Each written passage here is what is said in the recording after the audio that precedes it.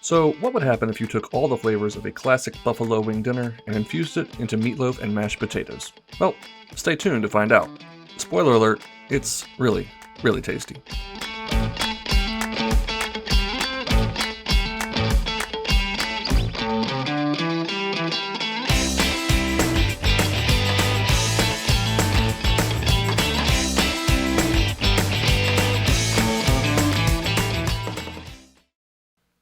We'll start off with some ground chicken. You can see my chicken here is 92% lean, meaning it has 8% fat. If you use 99% lean chicken, your meatloaf is going to be really pretty dry and crumbly. So definitely look for some with at least 7 to 8% fat content. Add it to a bowl along with a third cup of diced celery, shredded carrot, and diced onion, along with half a cup of panko breadcrumbs. At some point, maybe realize that your bowl is way too small for all of this, swap it out for a bigger bowl, and then get back to work.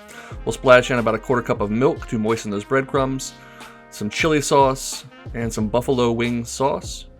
All the exact amounts and instructions will be down below in the description as usual. We'll crack in 1 egg to bind all of this together. And then about 3 ounces of crumbled blue cheese. You can omit that if you don't like the flavor, but it's definitely a key component of buffalo wing dishes to me. We'll season everything up with some fresh cracked pepper and salt.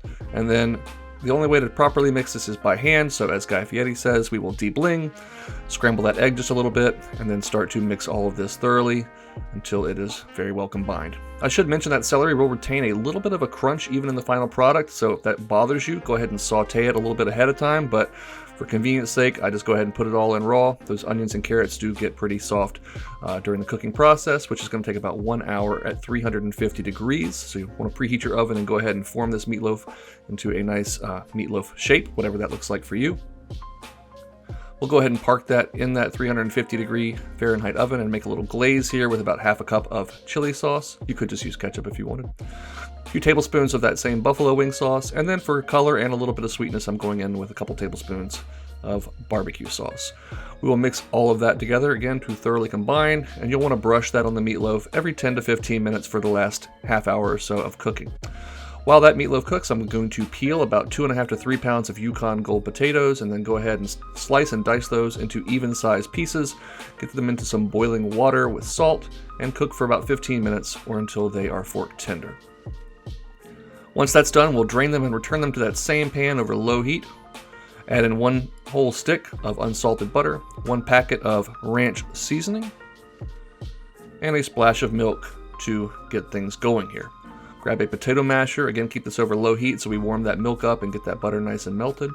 And once you've got your potatoes pretty thoroughly mashed and all the large chunks have been obliterated, we will then add in about 3/4 of a cup of full fat sour cream. Hey, I said this was tasty, didn't say it was healthy. About a tablespoon or so of fresh chopped dill and a couple tablespoons of freshly chopped chives. Those are some key ranch flavorings, of course, help supplement that ranch seasoning packet. Go ahead and mix all that until it's thoroughly combined. Taste and season with salt and pepper to your liking. Go ahead and stir all that in. Let's check out how we did here.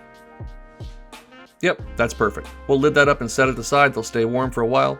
As I mentioned before, we want to keep glazing this meatloaf a few times during the cooking process to get a nice caramelized top on there.